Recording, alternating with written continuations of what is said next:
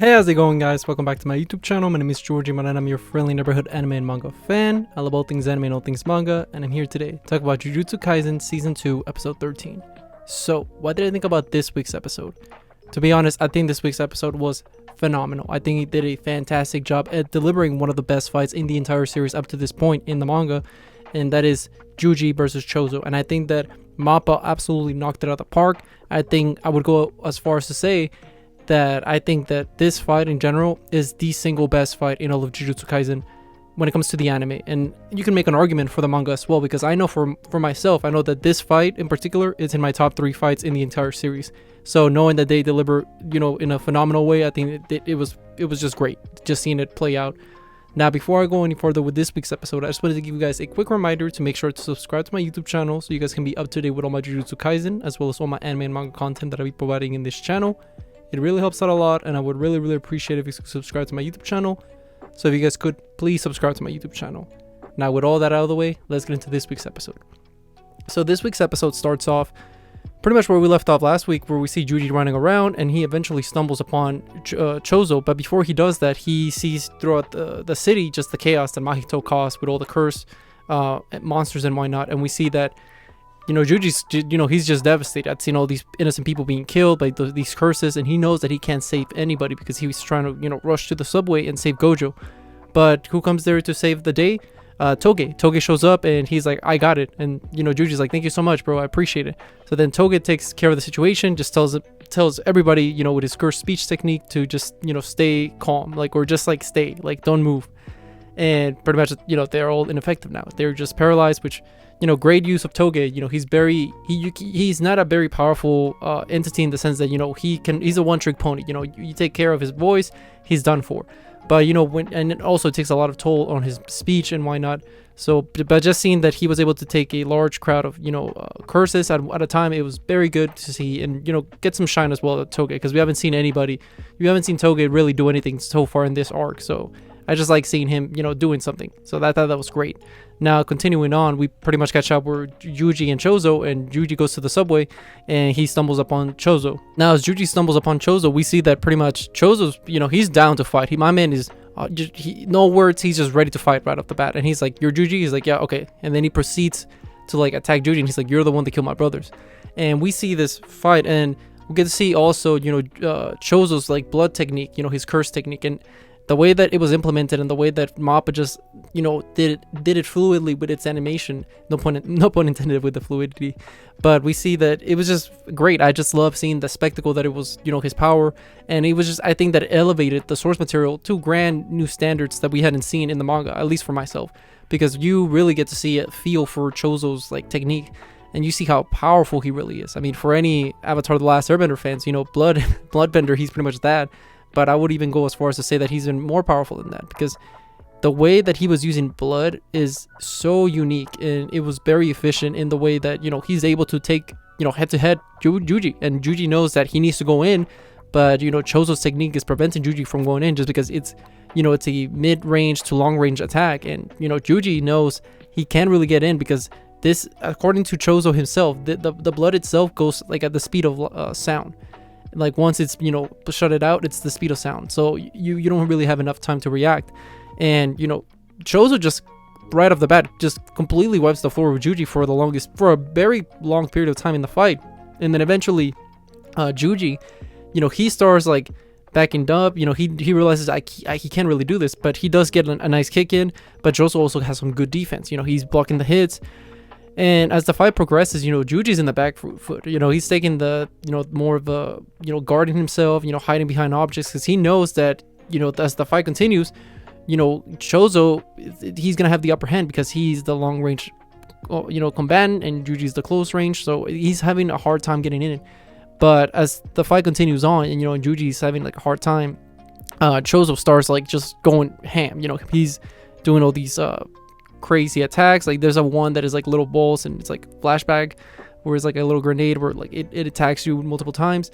Choso was his ability was very versatile and very fun to look at in an animation standpoint, because I remember reading this and I thought this fight was great, and I really loved the fight. And one of the main key things that I love about the fight was the fact that you see a lot of inner monologue, or the narrator, breaking down stuff. And I thought that was very good, especially where it came down to like Choso analyzing everything, and as well as Yuji, they both, their inner monologues, thinking about how do I fight them. Like, I just like seeing that because it gets you an insight literally of what the characters are thinking, and I think it did a great job at doing that. Now as the fight progresses and Yuji's having a bad time, because he's not capable of going in, we see that Mekamaru spawns back in, and he's like, hey, I don't know exactly how to beat Choso, but if I had to guess, you can follow my plan. And he's like, dude, why you like come out of nowhere? It's like, listen, I don't have enough time, but listen, if this works out, you will have the upper hand. And what we see is that, he tells him like, okay, go to the bathroom. And then, Yuji proceeds to like keep, running away. And eventually he goes to the bathroom, and Choso follows him. And now Choso knows that this has to be some kind of trap, because he's like, why would he do this? Like, it doesn't make any sense. So like, okay, so he's prepared in the sense that he knows that Yuji's, trying to trap him in some way. So he goes into the bathroom, and he launches his blood attack, and you see this like the water starts flowing everywhere. And as the water flows everywhere, we see that Choso proceeds to use another one of his once again his blood technique, and it doesn't work. And we find out, and it was very smart. This is one of the things I like about Jujutsu Kaisen a lot, is like the power system, and like the checks and balances to certain techniques, because it gives me a lot of like Hunter x Hunter with Nan vibes, where there's some particular ways to go around certain people's abilities. And I think that the way that they went about it this way in this fight, it was very creative, because it makes sense. It's very it's scientifically proven. And we see that pretty much the way that Yuji is able to take care of Choso and kind of bring him down to his level for us for a couple seconds, is the fact that the water everywhere, he's not able to use his blood technique, and that allows Yuji to start actually pummeling Choso. And don't get it twisted, Choso is holding his own. Like, he's blocking hits left and right. He's doing a great job at blocking and ducking and weaving. He's not just a long range and mid range combatant. He knows how to throw down. That's not his preferable way to fight, but it was nice seeing that Choso has hands. Okay, so don't sleep on Choso and his hands, because he was going in. All right. And as the fight continues, we see that Yuji gets a couple hits in, and he's like, okay, I should be able to win the fight now, because like he don't got the blood. This is easy. I should get this. And as the fight continues, and it's looking like he's gonna land a finishing blow, you see that Choso, he pierces Itadori with his blood technique, and the way that he went about it was incredible. I think this is very very smart, the way that they played it out. So pretty much what he did was, he covered his hand in a dry piece of his clothing, because he was able to project the blood, and he pierced Itadori as fast as he could. And it was at a range where, it wouldn't just dissolve by the water. So that caught Yuji off guard, and, Yuji gets hit. And I believe he gets hit in the liver, or somewhere along those lines. I think it was the liver specifically, somewhere vital. And Yuji starts like, losing consciousness, and he proceeds to start going to the floor. And as the fight continues, we see that pretty much, Choso's like, oh, okay, that fight's over. He shouldn't be able to get up. But Yuji does get up, and he gets up, and you see he's motivated, and so is Choso. Was like, all right, let's finish this. And this, they have a big showdown, and they have a clash. And, these two guys, they're fantastic. Like, this fight was just such a fun read. I remember reading it back in the manga, and the way they did it in the anime, it was just so beautiful. And like I said, I think, I mean, for myself speaking, this is the best fight in the anime so far. Like, Toji, Gojo, great fight, but the choreography, the way that the scenery was, the coloring, everything in this fight, even the POV section of the fight, like this fight, like it was impeccable. It was just such a fun watch. And how we continue and how we proceed to end the fight is that as the fight continues, eventually Choso gets Itadori on the floor. He's about to beat him, and he does beat him, because Itadori is going to do a black flash, and Choso blocks it because he covers his body with his blood. Like, it's very very intriguing. He was like an armor of blood within himself, like, so he was able to shield any damage that Itadori was trying to do with a black flash. And in return, Choso takes care of Yuji and knocks him out. And as he's about to deliver the death blow, he starts walking up to Yuji, and he starts having a breakdown. And you see even before that, Sukuna's like, wow, you're gonna lose to this guy, to this nobody. And you see a little bit glimpse of Sukuna, kind of disappointing. He closes his eyes, and as I said, as Choso was gonna end Itadori, he starts having this fake memories. And it was very similar to when Todo was, thinking of Yuji as his best friend.